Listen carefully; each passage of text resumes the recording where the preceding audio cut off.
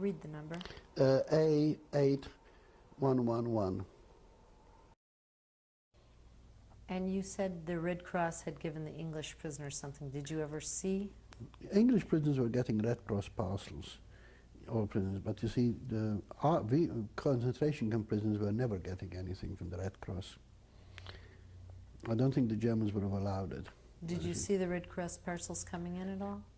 No, but I knew that they knew they were getting them, because you see, they had sardines, they had chocolates, and they had things like that, you see, which you could only get through the Red Cross parcels. Then and you also mentioned the Appel. Can you tell me a little bit more about what the Appel was? Appelplatz. Appelplatz was a place like we would call a square, where the prisoners used to be counted in the morning, and before you go out, and you come in the evening, you count it again to make sure that nobody's escaped, nobody's missing. And whenever they had anything to say, like a hanging or anything, or they wanted to torture you to make you run about and fall on your face, they would call you on the Appelplatz. You see, then into like it's a square, really. How long did they usually take about? You mean to what, for what? For the counting. Depends until it's finished. It wouldn't take very long, because they wanted to make sure that nobody was missing. Did that ever happen to you where you were running and falling on your face? Oh yeah, of course. You see, they make you run and fall on your face and run up again. And it was especially in horrible weather. This happened afterwards, after the escapade, after the Russians escaped.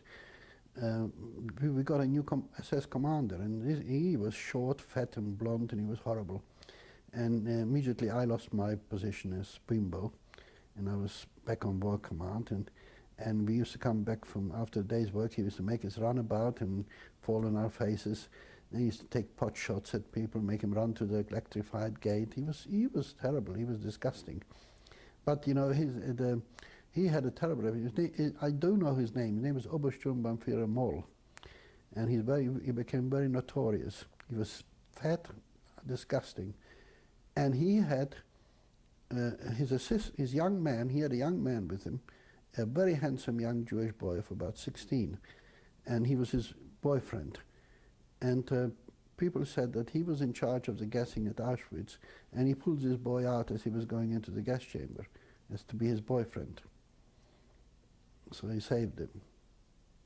Do you know whatever happened to him? No, I have no idea. And how long were you at Gleiwitz for? Not all that long, a few months probably, because you see, in February, the Russian army was closing in on that part of Germany, and they started to Auschwitz was being sort of liquidated, and so was many of the other camps, and Gleiwitz too.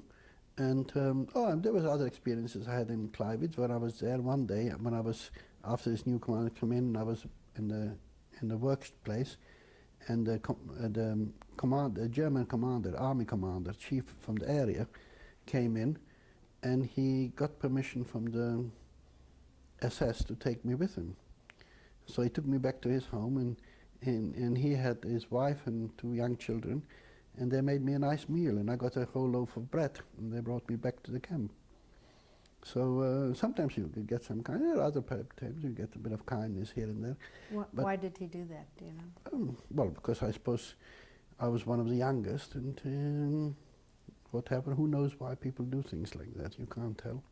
Sometimes you may have a twinge of conscience to do something. I mean, maybe sometimes you feel that what's happening is wrong, and that perhaps you can do something for that. Do you recall his name at all? No. I know he was a army commander of the area. I don't know if he survived the war even. Then of course, you see, then we had then afterwards, suddenly this horrible SS, he disappeared, and we had a new SS commander. But now we were going on our death march. You see, where the camp was completely evacuated. The Jewish Austrian psychoanalyst Ernst Federn prisoner of the concentration camp in Buchenwald, explains how SS members became homosexual. Ein weiterer Punkt, den Sie erwähnt hatten, war das Problem mit Homosexualität. Bezieht sich das jetzt darauf, dass homosexuelle Häftlinge im Lager waren oder Homosexualität, die sich im Lager entwickelt hat, dadurch, dass nur Männer dort waren? Naja, beides. Es gab also Homosexuelle, die waren als solche, die hatten einen rosa Winkel. Die waren also offizielle Homosexuelle. Wie viele waren das? Na, das werden nicht viel gewesen sein. Unter den Juden war überhaupt keiner. Unter den Ariern hat man es ein paar gegeben. Die Homosexualität war im Lager deswegen ein Problem, weil normalerweise jeder normale Mann, wenn er sehr lange also ohne Frau ist, wird er homosexuell. Und im Lager war es so, dass es verboten war. Man ist umgebracht worden dafür. Interessanterweise haben niemanden kastriert, aber sie haben die Leute umgebracht. War das jetzt von der internen Verwaltung verboten? Oder Von oben. Wenn man erwischt worden ist, ist man umgebracht worden. Nun wurde man aber selten erwischt.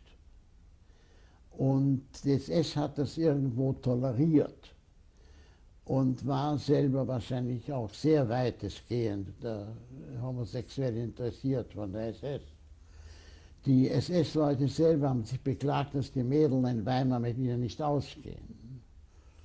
Und die Häftlinge, die jungen Häftlinge, waren alle interessiert, und wer eine privilegierte Position gehabt hat, also Blockälteste und Kommandoführer, also Kapos und so, hat jeder einen Freund gehabt, mindestens einen.